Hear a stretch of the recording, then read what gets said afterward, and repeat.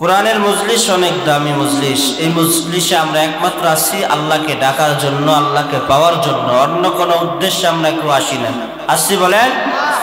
আমরা একমাত্র উদ্দেশ্যে আসি মালিককে ডাকতে। আল্লাহ বলেন, বান্দা যখন তুমি আমাকে ডাক দিবা, আমিও তোমার, যখন আমাকে তুমি স্মরণ করবা, আমিও তোমাকে ফেরেশতাদের সামনে তোমাকেও বেশি থেকে বেশি স্মরণ করব। দুনিয়ার কেউকে যদি একবার ডাক দেই, কয়বার ইশারা দেয় বলেন? একবারে। আর মালিককে যদি কোনো বান্দা একবার ডাক দেয়, 70 বার ইশারা দেয়। কেমন দয়ার মালিক! যে মালিক আমাদেরকে সৃষ্টি করছে। আল্লাহর নবী বলেন, যে ব্যক্তি মালিককে বেশি থেকে বেশি সময় ডাকতে পারবে, যে ব্যক্তি আল্লাহকে বেশি থেকে বেশি সময় ডাকতে পারবে, ওই মানুষটা অল্পতেই দামি হয়ে যায়। কিসের কারণে? মালিককে, আল্লাহকে বেশি থেকে বেশি ডাকার কারণে আল্লাহকে বান্দা আপন বানায় ফেলছে। দুনিয়াতে যদি আমরা কার সাথে ভালো মহব্বত হয়, তার সাথে বেশি ওঠা বসা যদি থাকে, তাহলে বেশি মহব্বত হয়।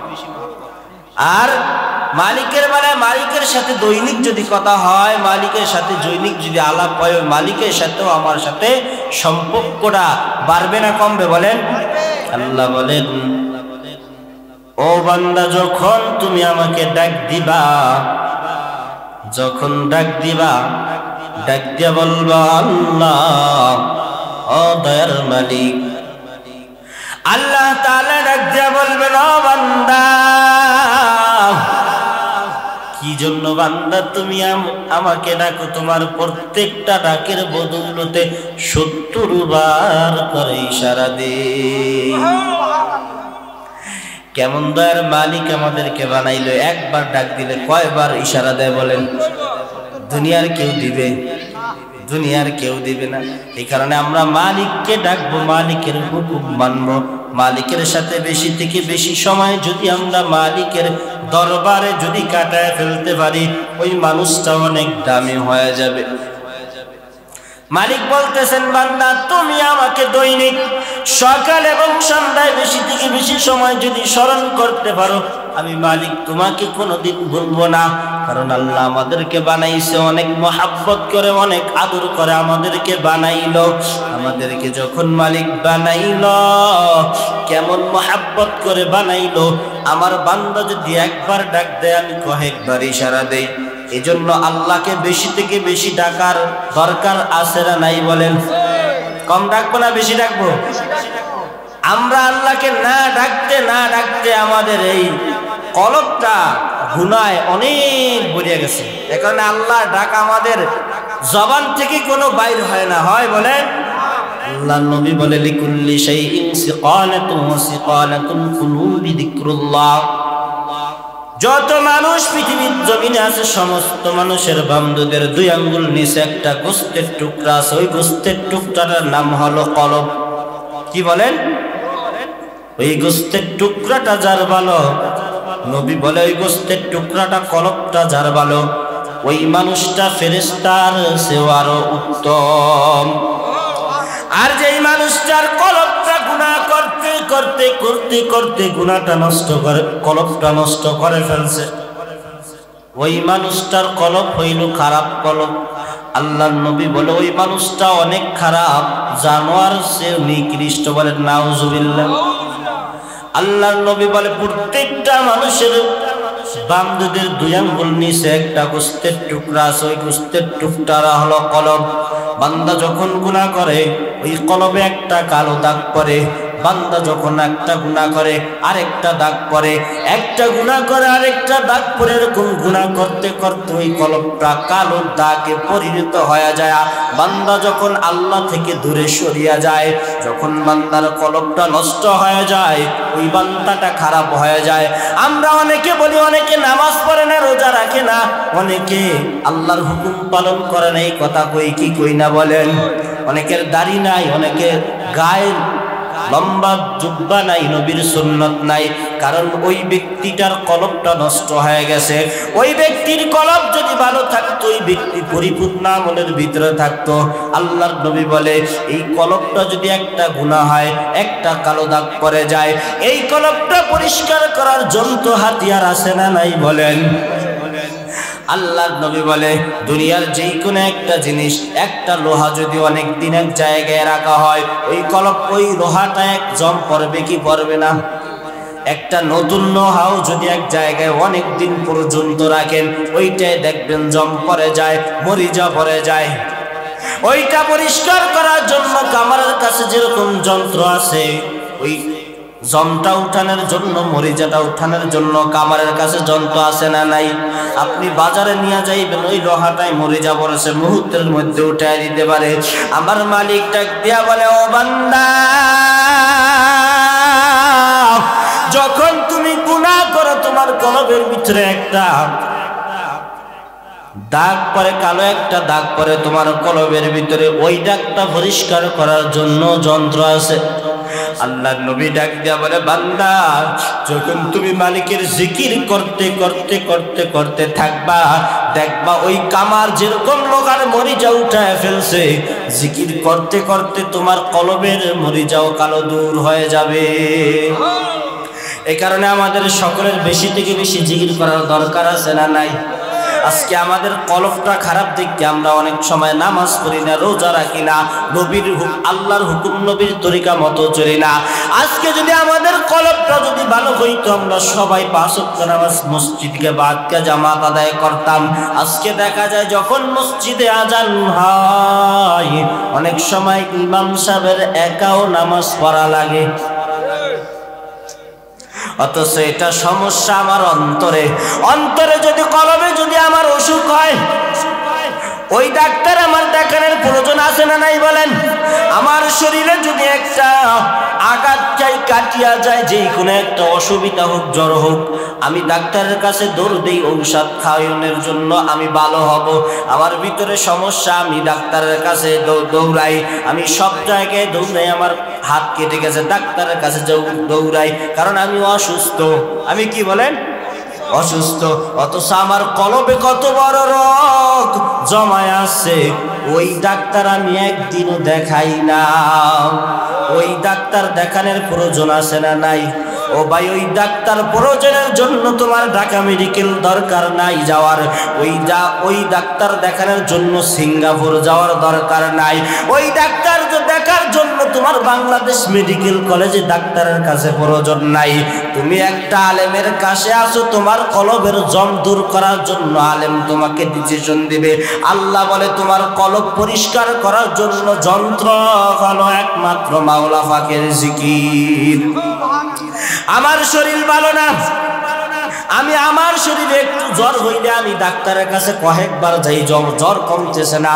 অথচ আমার অন্তরে যেই অসুস্থ, এই অসুস্থতে আমাকে তো একবারের জন্য মসজিদের নাই ডাক্তার আমরা দেখাই না। দেখাই বলেন? এই ডাক্তার দেখানোর প্রয়োজন আছে না নাই? এই ডাক্তার যদি আমরা না দেখাই, মালিকের দরবারে ধরিয়া পড়ব আমাদেরকে। এই কারণে এই কলব পরিষ্কার করার যন্ত্র একমাত্র কি বলেন? চিল্লায় বলেন। জিকির ছাড়া এই অন্তর পরিষ্কার করা যাইব না। এই অন্তর তো খুলিয়া কামারের দোকান নিতে পারবেন না। আল্লাহ বলেন, যদি তুমি সর্বসময় কোরআন তেলাওয়াত করতে পারো, মালিকের হুকুম যদি তুমি পালন করতে পারো, তুমি যদি সকাল সন্ধ্যায় জিকির করতে পারো, সর্বসময় তোমার মুখে যদি জিকির করতে থাকো, যদি তুমি দৈনিক মালিককে বেশি থেকে বেশি স্মরণ করতে পারো, ওই তোমার কলবটা আয়নার মতন পরিষ্কার হয়ে যাবে। আমরা অনেকে বলি এটা নাস্তিক,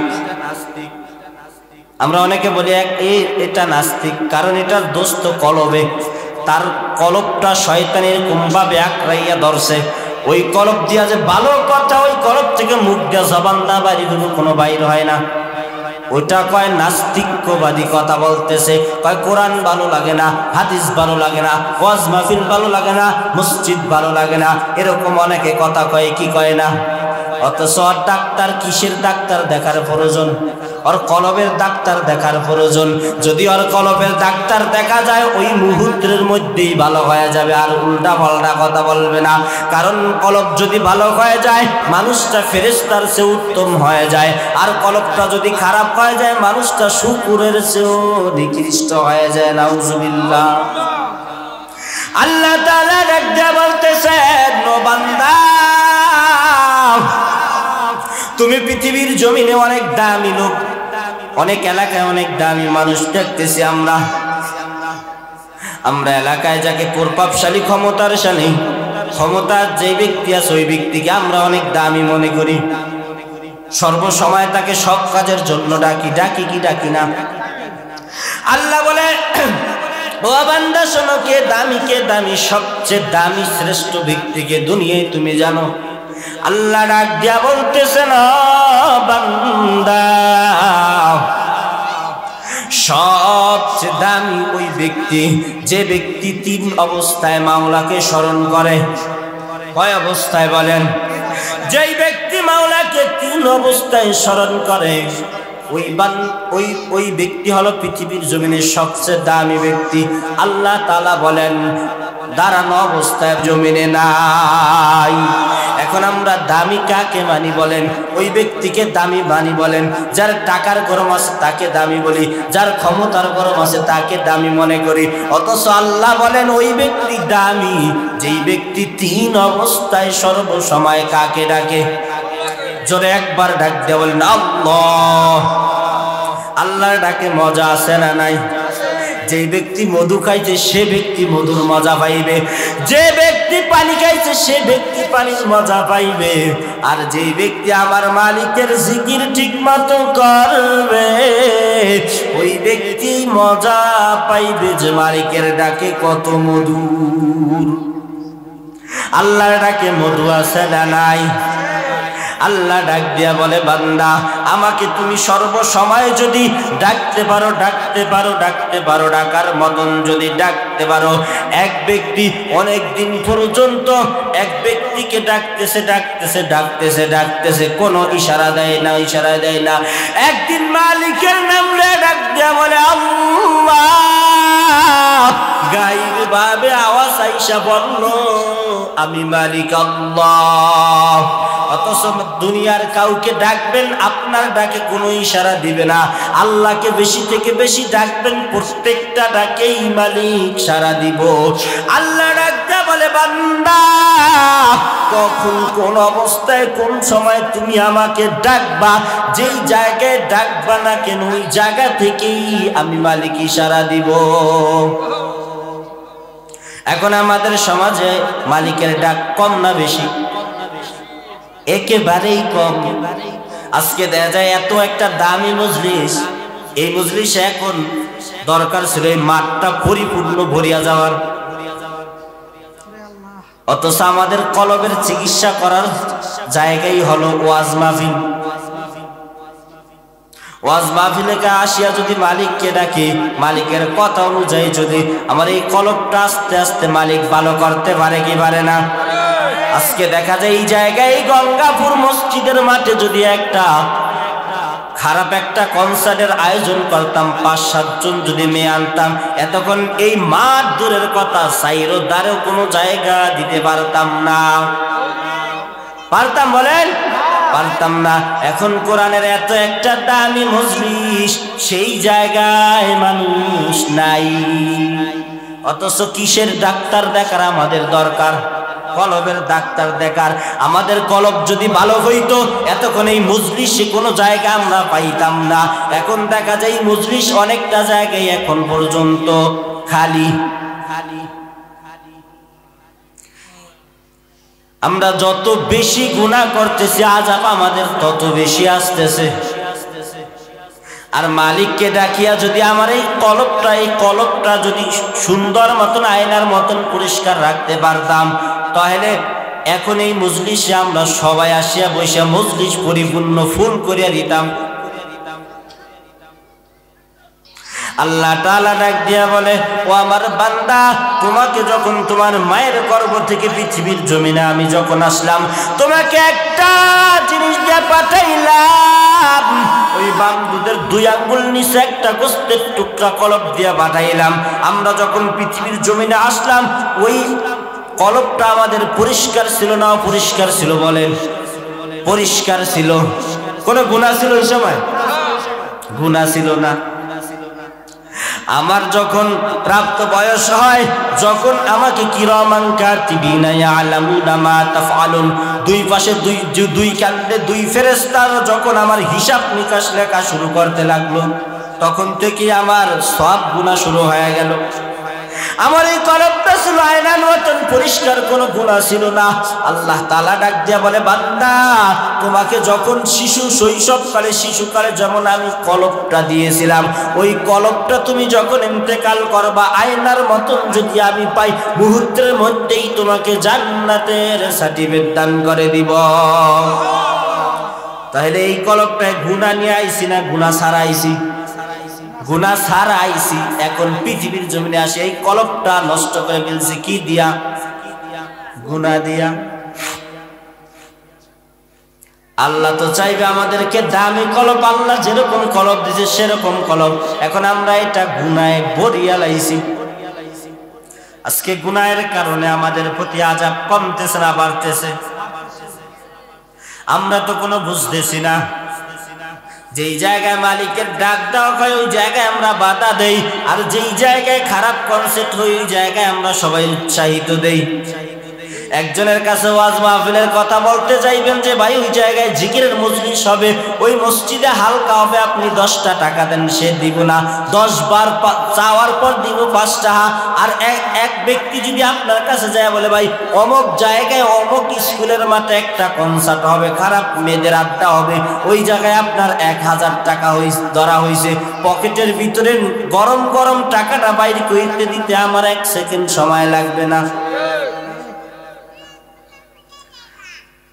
অথচ আমরা মুসলমান হিসাবে আমাদের অগ্রাধিকার দেওয়া ছিল ওয়াজ মাহফিলের প্রতি, আমরা সেইটা না দিয়ে অন্য কাজের প্রতি দেই।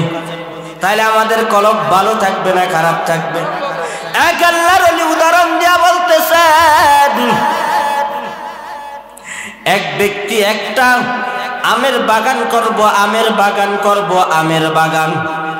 আমের বাগান করার জন্য সর্বপ্রথম তার প্রয়োজন একটা, যেটাকে আমরা বলি আমের বাড়া। কি বলি বলেন? আমের বাড়া। এটা যদি আমরা মাটির ভিতরে সুন্দর করে বৃক্ষরোপণ করে দিই, ওটা কিছুদিন পর গাছ হবে। আমের বাড়া এক ব্যক্তি কৃষি অফিস থেকে সুন্দরভাবে একটা আমের চারা আনছে, একটা আমের বাড়া আনছে, একটা আমের বিচি। ওই একটা আমের বিচি আনিয়া অনেকদিন পর্যন্ত মাটির ভিতরে রাখছে, এমন কোন সার নাই যে ওইটার গায়ে না দিছে, এমন কোন সার নাই যে ওইটার গায়ে না দিছে। এখন অনেকদিন পর পর্যন্ত যেই কয়দিন মেয়াদ ওই চারাটা জ্বালানোর জন্য, তার চেয়ে বেশি মেয়াদ পার হয়ে গেছে, ওটার থেকে কোনো অঙ্কুর বাইর হয় না। কি বাইর হয় না বলে? অঙ্কুর কোনো বাইর হয় না। এক ব্যক্তির সাথে পরামর্শ করলো যে ভাই আমি একটা চারা আমের বিচি আনলাম, ওই বিচিটা যখন লাগাইলাম অনেক প্রকার সার দিলাম, ওটার ভিতর থেকে কোনো অঙ্কুরই বাইর হয় না। এক ভাই পরামর্শ দিল, ওটা নিয়ে কৃষি অফিসে জমা দাও। ওটা নিয়ে যখন কৃষি অফিসে জমা দিল, কৃষি অফিস ওটা তদন্ত করে দেখলো আমের ভিতরে যে অঙ্কুরটা, ওই অঙ্কুরটা নষ্ট হয়ে গেছে। এটা যদি কিয়ামত পর্যন্ত আপনি সার দেন, যত প্রকার ভালো মাটি দেন, ওটার থেকে চারা আশা করা যায় না। কি কারণে বলেন? ভিতরের অঙ্কুরটা নষ্ট হয়ে গেছে। আমাদের মানুষের অনেকের ভিতরে একটা অঙ্কুর আছে, ওই অঙ্কুরটা যদি নষ্ট হয়ে যায়, অঙ্কুরটা যদি কি হয়? নষ্ট হয়ে যায়, তাহলে যত প্রকার যা কিছু আছে, যত কথা আছে তাকে দিবেন, সে কোনো কথা শুনবে না। কারণ আমার ভিতরের কলবটা যদি ভালো হইতো, ওই আমের অঙ্কুরটা যদি ভালো হইতো কিছুদিন পর ওটা থেকে গাছ জন্মানোর আশা করা যাইতো। আমের ওই অঙ্কুরটা ভালো নাকি আমার পর্যন্ত যদি ওইটার গায়ে সার দেই ওটা কোনোদিন জ্বালাইবে না, কারণ ভিতরের অঙ্কুরটা নষ্ট হয়ে গেছে আমাদের। এ কারণে আল্লাহর ওলি উদাহরণ দিয়া বলেন, যেই ব্যক্তির ভিতরের অঙ্কুরটা ভালো তার মাথায় টুপি, তার মাথায় কি টুপি, তার গায়ে লম্বা জামা নবীজির সুন্নত, তার মুখে নবীজির সুন্নত, তার প্রত্যেকটা অঙ্গে প্রত্যঙ্গে নবীজির সুন্নত, তার এই অঙ্কুরটা ভালো আছে। আর যার অঙ্কুরটা ভালো নাই, তার মাথায় টুপি থাকবে না, গালে দাড়ি থাকবে না, গায়ে লম্বা জামা থাকবে না, কারণ অঙ্কুরটা নষ্ট হয়ে গেছে। ওটার গায়ে যদি সারা বছরও পানি ঢালি অঙ্কুর আর ভালো হবে না, কারণ নতুন করে যদি আবার মালিকের কাছে যদি পানা চাইতে পারি, ভালোভাবে যদি মেহনত করতে পারি, মালিককে ডাকিয়া যদি আপন করতে পারি, আল্লাহ মুহূর্তের মধ্যেই আমাদেরকে হেদায়েত দিতে পারে কি পারে না। অঙ্কুর নষ্ট হয়ে গেলে দানা যেরকম জ্বালায় না, কলপ নষ্ট হয়ে গেলে বান্দার মাথায় টুপি, গালে দাড়ি, লম্বা পাঞ্জাবি গায়ে উঠে। তাহলে আল্লাহর উদাহরণের ভিতরে কোনো ভুল আছে বলেন? ভুল নাই কোনো। তাহলে এই কারণে নিজে প্রশ্ন করি, আমার সে তো একজন মুসলমান, আমিও তো একজন মুসলমান, তার গার পাঞ্জাবি, তার লেবাসটা কিরকম আর আমার লেবাসটা কিরকম? মনের প্রশ্ন করা যায় না? যায়। মনের প্রশ্ন করা যায় রে মন, সে তো একজন মুসলমান, আমিও তো একজন মুসলমান। দুই বন্ধু পৃথিবীর জমিনে একসাথে চলাফেরা করছে। এখন এক বন্ধু জান্নাতে, আরেক বন্ধু জাহান্নামে। এখন জাহান্নামে যেই বন্ধু গেছে, ওই বন্ধু জান্নাতি বন্ধুকে প্রশ্ন করে যে, বন্ধু তোমার সাথে আর আমার সাথে পৃথিবীর জমিনে এমন কোনো কাজ নাই যে আমরা না করছি একসাথে। তুমি যখন খানা খাইছো আমি তোমার সাথে খানা খাইছি। ও বন্ধু, তুমি যখন ভাতের লোকমা আমার মুখে দিছো আমিও তোমার মুখে ভাতের লোকমা দিলাম। যখন তুমিও এক জায়গায় যাইতা তোমার সাথেও এক জায়গায় যাইতাম, রাত্রের বিছানাও একসাথে ঘুমাইতাম। ওই জান্নাতি বন্ধু জাহান্নামী বন্ধু বলতেছেন, ও বন্ধু তোমার সাথে সব কাজ আমি করছি, আজকে তুমি কিভাবে জান্নাতে গেলা আর আমি কিভাবে জাহান্নামে যাইলাম? তোমার সাথে তো আমার সব সময় উঠা বসা ছিল। জান্নাতি বন্ধু ডাক দেয়া বলে, ও জাহান্নামী ভাই, পৃথিবীর জমিনে তোমার সাথে আমার সাথে সব একসাথে সব কিছু ছিল। তোমার সাথে উঠা বসা গোসল খাওয়া সব একসাথে ছিল। যখন মুয়াজ্জিন সাহেব মসজিদে আজান দিছে আল্লাহু আকবার আল্লাহু আকবার, তখন আমি দৌড়াইয়া মসজিদে যাই, ইমামের পিছনে দৈনিক 5 ওয়াক্ত নামাজ। মালিকের গোলামের ভিতরে বিন্দু পরিমাণ ভুল করি নাই, মসজিদে রওনা করছি। আমি বন্ধু তোমাকে কয়েকবার পর্যন্ত দাওয়াত দিলাম, ও বন্ধু নামাজে আসো, বন্ধু নামাজে আসো। ফজরের সময় যখন এক বিছানায় ঘুমাইতাম, এক বিছানায় ঘুমানোর পরে আমি তোমাকে ফজরের নামাজে ডাকতাম, ও বন্ধু সময় হয়েছে ওঠো, তুমি বলতা একটু ঘুমাই। ও বন্ধু সময় হয়েছে ওঠো, তুমি বলতা এখন শীত, এখন উঠা যাবে না, এই ঠান্ডা পানি দিয়ে কিভাবে উযু করব, তুমি নামাজে চলিয়া যাও।